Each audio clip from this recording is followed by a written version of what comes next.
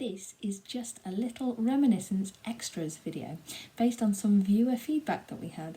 Somebody who'd watched our recipes, cookbooks, rationing and managing the home video that's on the playlist alongside this one got in touch to share with us some photographs and some memories of her own, that she'd been inspired to go away and look through the objects that she had from her mother and further back in her family, and was happy for us to share with you.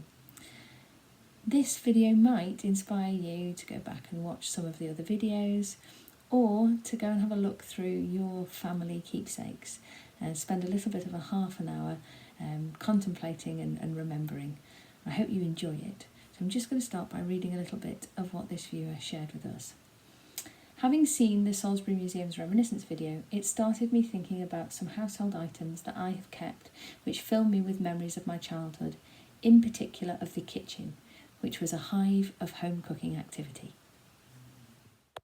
This large book has been in the family since 1933. It belonged to my mother's aunt and was a standard in lots of households, containing lots of tips on household management, how to prepare and serve food, cooking techniques, etc.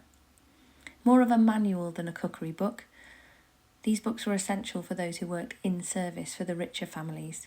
The book was passed on to my mother, who mainly used it for the recipes, and then to myself, and I have it as a keepsake rather than for use. There's also this old recipe book, specifically for Scottish treats. I'm not sure of the age, but it's 3 shillings and 6pence. This one was my mother's and is full of cutouts and handwritten recipes. For example, there's one called Auntie Mary's Pie, another called Maypole Party Cake, and also Mrs. Elton's Cake. I love the names. She goes on to write, I remember both of these books being out on the kitchen table when I was a child in the 50s. We had a large, solid black wooden table with drawers on the side, and it was used as a work surface as well as to eat on. For baking, it was covered with a large wax tablecloth. I remember it covered with a dusting of flour. With this original cooking bowl, wooden spoons, rolling pin, and this Thaler measuring cup. Almost a permanent feature. There were always wonderful smells of food cooking and treats baking, and when I arrived home from school, I can remember looking forward to what was for tea. Could you be inspired to go back through your keepsakes by watching our Reminiscence videos?